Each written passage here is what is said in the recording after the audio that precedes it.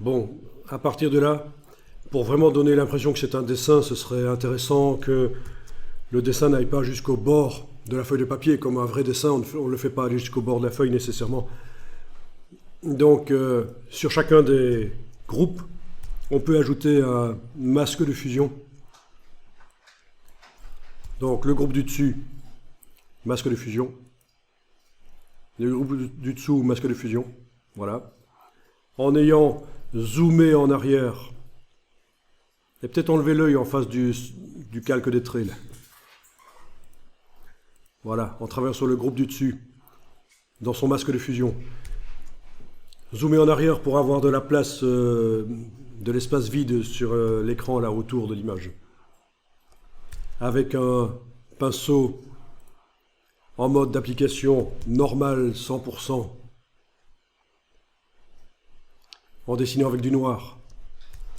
CTRL ALT, clic gauche du Mac ou clic droit du PC, on fait varier la dimension de la brush, son flou éventuellement. Et on va enlever voilà, de l'affichage des traits.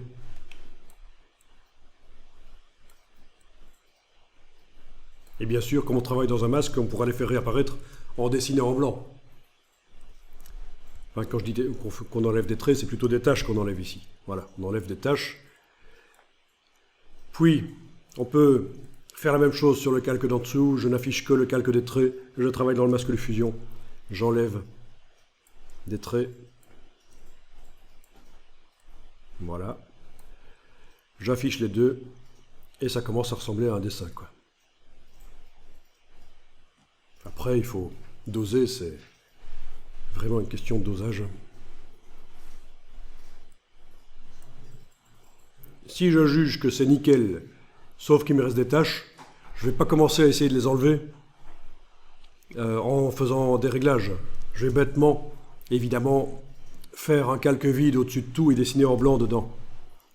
S'il me reste des taches dans mon ciel ici et que je trouve que le résultat est nickel, voilà, je ne vais pas essayer de l'enlever les taches du ciel en jouant sur les réglages. On dessine en blanc tout simplement, voilà. Et au départ de voilà, cette technique, vous pouvez essayer de l'améliorer. Si vous y arrivez, vous m'en parlez. Ça m'intéresse. Vous pouvez faire différemment, vous pouvez ajouter des choses, ne pas faire certaines des choses. Voilà, tout est possible. Utiliser des filtres existants, je sais qu'il y a des filtres qui peuvent transformer en un effet de dessin, hachuré déjà, des choses comme ça.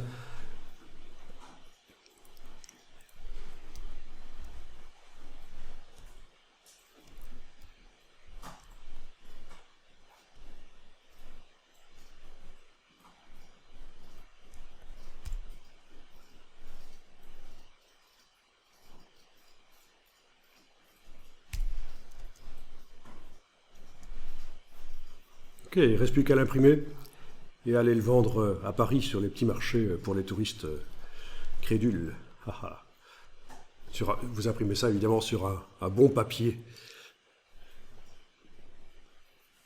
En plus, ça se fait. Mais maintenant, les gens sont moins dupes qu'il y a une vingtaine d'années. Mais avant, quand on faisait de l'impression d'art, impression jet d'encre haut de gamme sur du papier, il y en a qui pouvaient croire que c'était un vrai dessin éventuellement. Évidemment, il faut ajouter un peu de couleur manuellement pour faire plus vrai. Hein, et de préférence très expressif, vite fait. Comme si l'artiste avait léché vraiment son dessin et puis à la fin, le coup de génie de l'artiste, les coups en couleur. Ah, ne faites pas ça, c'est pas honnête tout ça. Comment osez-vous penser à tout ça ?